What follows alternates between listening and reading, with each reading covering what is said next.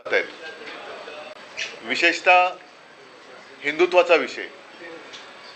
गेल्या काही दिवसांपासून बांगलादेशामध्ये हिंदूंवरती अत्याचार होत आहेत, हल्ले होत आहेत।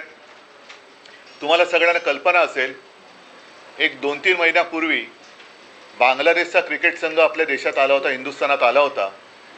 तेव्हा आदित्यने सुद्धा हा मुद्दा उपस्थित केला होता की जर बांगलादेशामध्ये हिंदूंवरती अत्याचार होत असतील तर अशा देशाच्या क्रिकेट संघाबरोबर आपण क्रिकेट खेळणं किती योग्य आहे। साहजिकच आहे, त्याला सत्ताधारी पक्षाकडनं काही उत्तर मिळालेलं नाही, ते मिळणारच नव्हतं।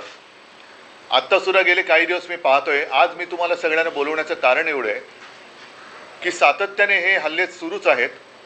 अगदी बांगलादेशामध्ये ही बातमी महाराष्ट्र टाइम्सची आहे, इस्कॉनचं केंद्र, इस्कॉनचं मंदिर जाळले तरी आपण गप्प आहोत। त्यांच्या प्रमुख तिथल्या कोण जे असतात इस्कॉनचे, त्यांना अटक झाली तरीसुद्धा आपण गप्प आहोत। हिंदूंवरती रोज अत्याचार होत आहेत तरी देखील आपण गप्प आहोत। मग आपले विश्वगुरू हे अत्याचार नुसतं पाहत का बसलेले आहेत?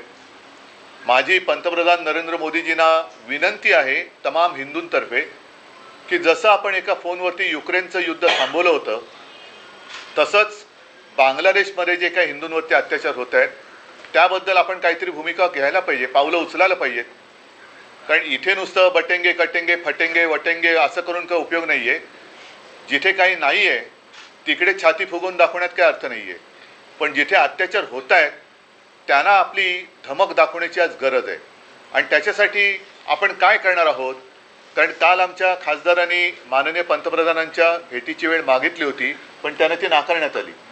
कारण मी सांगितलं होतं की रितसर आपण जाऊन पंतप्रधानांना एक पत्र द्यावं आणि त्यांचे व्याप खूप आहेत, त्यांना खूप देशांमध्ये फिरायचं असतं, जगभर फिरायचं असतं, भाषणं द्यायची असतात।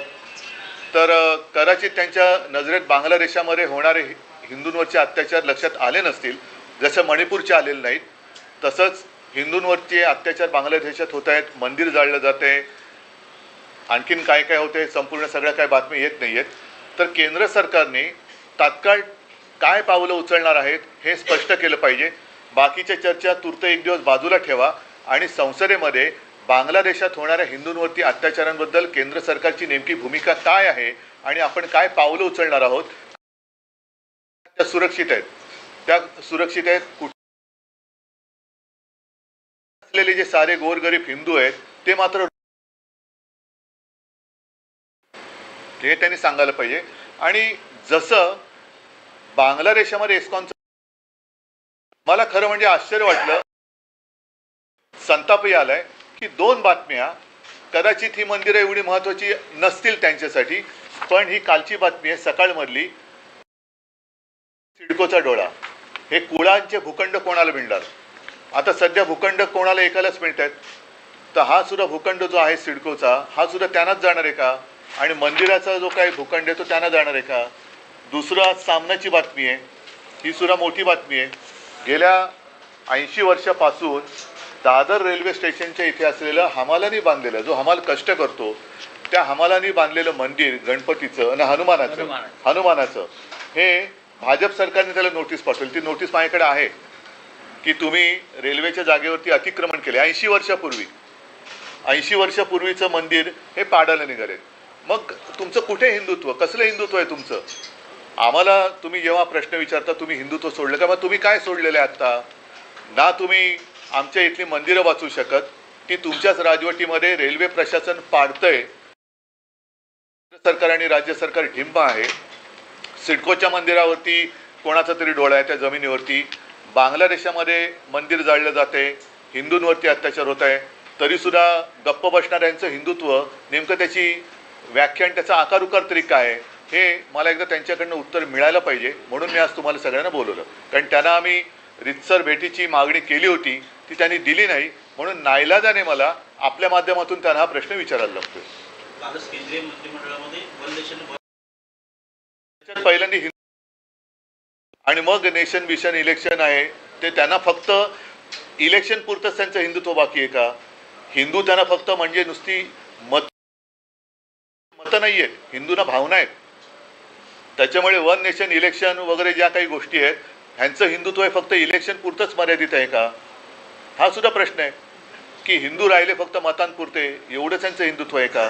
तर त्याच्यावरती त्यांनी बोललं पाहिजे.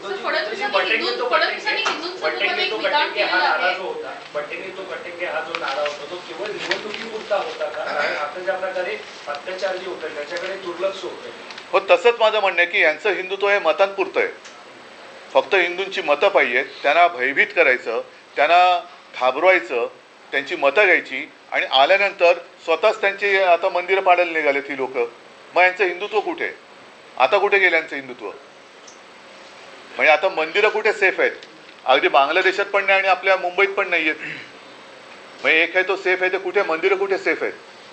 सर, फडणवीसांनी आताच एक विधान केलेलं आहे. त्यांनी म्हटलेलं आहे की 25 कोटी लोकांना गरिबीतून बाहेर काढलंय. हे हिंदू इकॉनॉमीचं खरं तर मॉडेल आहे.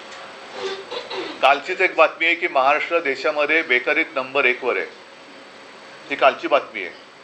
आता त्याच्यामध्ये हिंदू आहेत की नाही हे कल्पना नाही, पण मी फडणवीसांना आता याच्यात घेतच नाही, कारण बांगलादेशाचा मुद्दा आहे आणि फडणवीसांना याबद्दल घेणार आहे की आपल्या मुंबईतलं मंदिर जे 80 वर्षापासूनचं हनुमानाचं मंदिर आहे, हमालांनी कष्टाने बांधलेलं आहे, तिथलं झाड बीड त्यांनी छान व्यवस्थित ठेवलेलं आहे, असं मंदिर पाडण्याचा फतवा निघतोय रेल्वे खात्याकडनं. तेव्हा फडणवीसांचं हिंदुत्व काय करते? भाजपचं हिंदुत्व काय करते? आता ती बातमी आहे ती नीट बघितली पाहिजे. कालची का परवाच्या सकाळमधली आहे की सिडकोच्या मंदिराच्या भूखंडावरती सुद्धा डोळा आहे, सिडकोचा डोळा आहे मंदिराच्या भूखंडावरती. रामाचं मंदिर उभं करताना राम भक्त हनुमानाचं मंदिर तोडताय. नाही, पण उद्धवजी त्या मंदिरासंदर्भात तुमची भूमिका काय? कुठल्या वाचवण्यासंदर्भात तुम्ही काय करणार? माझ्या आता मला नाही, आता असं आहे ना, ईव्हीएम प्रशासनाला तुमचा सांगतो तुम्हाला. नाही, आम्ही काय फक्त इशारे देत राहायचं? ईव्हीएमचा निकाल काय? ईव्हीएमद्वारे त्यांनी निवडणूक जिंकलेली आहे ना, अधिकार त्यांना दिलेत. मग एवढंच जर का असेल तर का बसता तुम्ही? मग माझं हेच म्हणणं आहे ना की तुमचं हिंदू म्हणजे फक्त मतं आहेत का? हिंदुत्व म्हणजे फक्त मतांपुरतं बाकी आहे का तुमचं? मग कसलं तुम्ही कटिंगे बटिंगे वगैरे करताय? कशाला करताय? कशाला हिंदूंना घाबरवताय? उद्या रेल्वे प्रशासनानं नाही, पहिलं मला त्यांच्याकडनं उत्तर. नाही, मी आता याच्याबद्दल काही बोलणार नाहीये, कारण एकदा ह्याच्याबद्दल, ह्या निर्णयाबद्दल, निवडणुकीच्या निकालाबद्दल लोकांच्या मनात एक धक्का आहे. जर का त्यांना असं वाटत असेल की लोकांनी खरंच त्यांना मतं दिले, तर पहिले त्यांची जबाबदारी आहे. ते काय भूमिका घेत आहेत त्याच्यावरती माझी भूमिका राहील. पहिलं हे मी तुमच्या माध्यमातून या राज्य सरकारच्या आणि मोदींच्या सुद्धा लक्षात आणून देतोय की बांगलादेशात हिंदू सुरक्षित नाही आहे. माझ्या राज्यामध्ये हिंदूंची मंदिरं पाडली जात आहेत. अशा वेळेला ज्या हिंदूंच्या मतांवरती तुम्ही निवडून आलात त्या हिंदूंची मंदिरं वाचवण्यासाठी तुम्ही काय करणार आहात? हे मला पहिले त्यांच्याकडनं उत्तर तर येऊ द्या. हिंदी में जो आप बांग्लादेश का मुद्दा उपस्थित कर रहे थे, क्या कहना चाहिए? पिछले कुछ दिनों से लगातार हम देखते आए हैं, पढ़ते आ रहे हैं कि बांग्लादेश में हिंदुओं के ऊपर अत्याचार होते जा रहे हैं. खास कर 10, 15, 20 दिन पहले की एक खबर है जिसमें साफ साफ कहा गया है, लिखा गया है कि वहाँ का इस्कॉन का मंदिर जलाया गया. वहाँ के इस्कॉन के जो भी क्या कहते हैं उनको, पुजारी है, प्रमुख है, उनको गिरफ्तार किया गया. हमारे विश्वगुरु क्या कर रहे? पिछले 2-4 महीनों से वहाँ हिंदुओं के ऊपर अत्याचार चल रहे हैं. वहाँ से शेख हसीना जी यहाँ अपने देश में आई, ऐसे मैंने सुना था, पढ़ा था. वो तो सुरक्षित है, लेकिन बांग्लादेश में हिंदू असुरक्षित है. तो जिस मोदी जी ने यूक्रेन का वॉर रुकवा दिया था, तो वो हिंदुओं के ऊपर अत्याचार जो हो रहे हैं वो क्यों नहीं रुकवाते? क्या कहने वाले आप? क्या भूमिका लेने वाले हैं? पता चलने तो इस देश के हिंदू जो है देख रहे हैं कि हमने वोट किया उनको, आपको वोट किया है कि हमने आपको आपने बताया था कि बटेंगे तो कटेंगे, इसलिए तो वोट किया. तो बांग्लादेश में हिंदू काटे जा रहे हैं, आप क्या करने वाले हो? बताओ. उद्धव साहेब, 2 प्रश्न आहेत. एक पहिला प्रश्न तर 23 तारखेला महाराष्ट्राचे निकाल लागले. पहिला शपथविधीला उशीर झाला आणि आता 20 दिवस होत आले. कॅबिनेटचा विस्तार अद्याप होत नाही. महाराष्ट्रामध्ये अनेक गुन्हे वाढत आहेत, अनेक खून दरोडे होत आहेत. त्यांना फक्त अजूनही त्यांच्यामध्ये, मी काल बातम्या पाहिल्या की ह्याचे खासदार फोडणार, त्याचे खासदार फोडणार, म्हणजे हे फक्त फोडाफोडीचंच राजकारण चाललं आहे. यांचं हिंदुत्व वगैरे साफ झूट आहे. ह्यांना आणखीन किती राक्षसी बहुमत पाहिजे? आणि मिळाल्यानंतर सुद्धा अजूनही विस्तार का होत नाही आहे? नुसतं पक्षाचा विस्तार किंवा सत्तेचा विस्तार हेच तुमचं स्वप्न आहे का? आणि त्याच्यासाठी तुम्ही हिंदू नाव वापरताय का? असं वाटतं की पहिलं त्यांनी या प्रश्नावरती किंवा या समस्येवरती उत्तर द्यावं.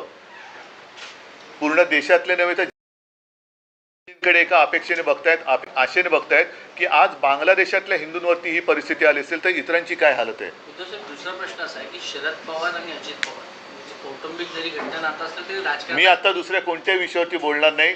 मला आता फक्त बांगलादेशामध्ये होणाऱ्या हिंदूंवरच्या अत्याचाराबद्दल पंतप्रधान नरेंद्र मोदी आणि आपलं हिंदुस्थान सरकार काय भूमिका घेणार आहे हे त्यांनी स्पष्ट करायला पाहिजे.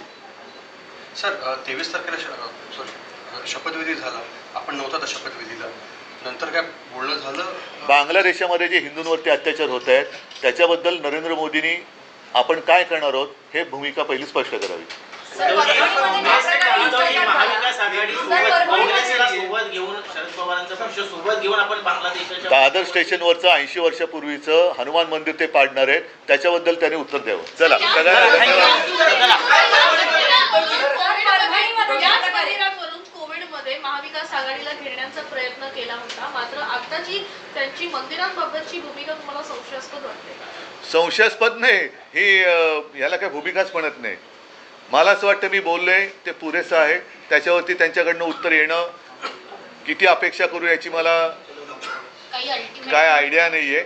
तर त्यांच्याकडनं जर त्यांच्यात थोडं जरी हिंदुत्व बाकी राहिलं असेल, लाज लज्जा शरम हिंदुत्वावरनं त्यांच्यात बाकी राहिली असेल तर भारतीय जनता पक्षाने आणि पंतप्रधानाने बांगलादेशात हिंदूंवरती होणाऱ्या अत्याचाराबद्दल बोलावं.